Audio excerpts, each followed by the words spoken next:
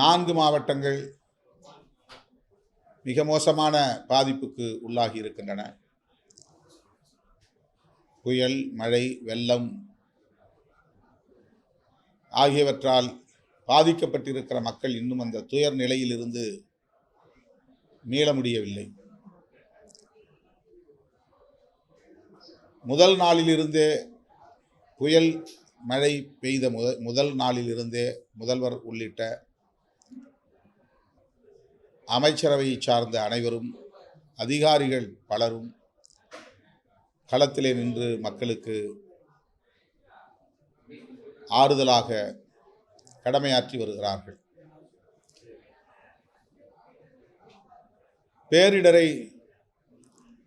பேரிடராகத்தான் எதிர்கொள்ள வேண்டுமே தவிர அதற்கு இன்னார் காரணம், இதுதான் காரணம் என்று விமர்சிப்பது ஏற்புடையதல்ல.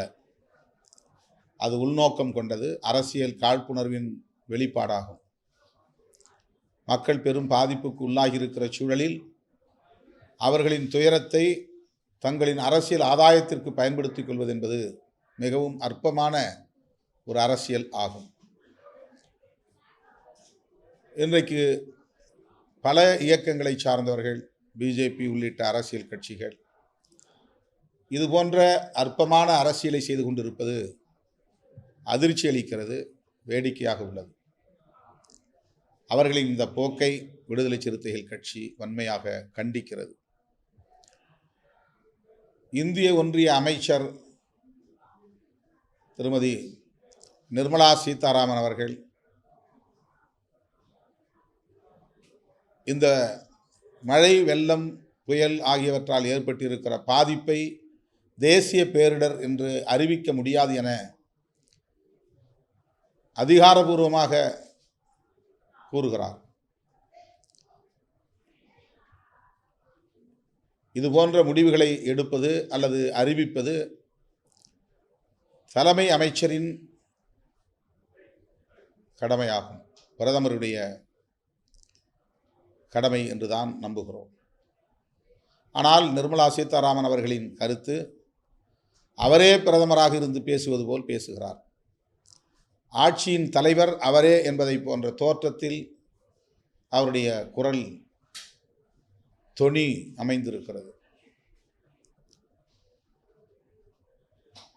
தேசிய பேரிடராக அறிவிக்க முடியாது என்று சொல்லுவது பாதிக்கப்பட்ட மக்களை மேலும் காயப்படுத்துவதாகும். ஒவ்வொரு ஆண்டும் மாநில அரசுகளுக்கு இந்திய ஒன்றிய அரசு பேரிடர் நிவாரண நிதி ஒரு குறிப்பிட்ட தொகையை ஒதுக்கீடு செய்து வருகிறது. அவ்வாறு ஒதுக்க வேண்டிய தொகையைத்தான் தற்போது இந்திய ஒன்றிய அரசு ஒதுக்கியிருக்கிறதே தவிர 2 தவணைகளில் ஏற்பட்டிருக்கிற பாதிப்புகளின் மதிப்பீடு எடுக்கப்பெற்று அந்த அடிப்படையில் சிறப்பு நிதி எதுவும் ஒதுக்கீடு செய்யவில்லை. ஏற்கனவே சென்னை உள்ளிட்ட வட மாவட்டங்களில் ஏற்பட்ட பாதிப்புகளுக்கும் தற்போது தென் மாவட்டங்களில் ஏற்பட்டிருக்கிற பாதிப்புகளுக்கும் சேர்த்து 21,000 கோடிக்கு மேல் தமிழ்நாடு முதல்வர் இந்திய ஒன்றிய அரசிடம் பேரிடர் நிவாரண நிதி, சிறப்பு நிதி கோரியிருக்கிறார். ஆனால் வழக்கமாக மாநில அரசுக்கு ஒதுக்குகிற நிதியை 2 தவணையாக ஒதுக்கிவிட்டு ஏதோ அவர்கள் தமிழ்நாட்டு மக்களின் மீது கரிசனம் உள்ளவர்களைப் போலவும் பெரிய அளவில் நிதி ஒதுக்கீடு செய்ததைப் போலவும் ஒரு தோற்றத்தை உருவாக்குவது என்பது தமிழ்நாட்டு மக்களை அறியாமையில் உழலுகிற அப்பாவிகள் என்று கருதி கொண்டிருப்பதாக தோன்றுகிறது. இந்த போக்கை விடுதலை சிறுத்தைகள் கட்சி வன்மையாக கண்டிக்கிறது. திமுகவையும் திமுக அரசையும் எதிர்ப்பதாக எண்ணிக்கொண்டு ஒட்டுமொத்த தமிழக மக்களையும் அவமதிக்கிற செயல்களில் பாரதிய ஜனதா கட்சியை சார்ந்தவர்கள், ஆட்சியாளர்கள், அமைச்சர்கள் ஈடுபடுவது வேதனைக்குரியது. இதனை வன்மையாக கண்டிக்கிறோம். கர்நாடக முதல்வர் இன்றைக்கு மிக முக்கியத்துவம் வாய்ந்த, வரலாற்று சிறப்பு வாய்ந்த அறிவிப்பை வெளியிட்டிருக்கிறார். என்ன உடை உடுத்துவது, என்ன உணவை உண்பது என்பது ஒவ்வொரு தனிநபருக்குமான சுதந்திரம். அதில் தலையிடுவதற்கு, தடுப்பதற்கு நான் யார் என்ற கேள்வியை எழுப்பி பாஜக ஆட்சி காலத்தில் இருந்த ஹிஜாப் உடைக்கு விதிக்கப்பட்ட தடையை நீக்கி ஆணை பிறப்பித்திருக்கிறார்.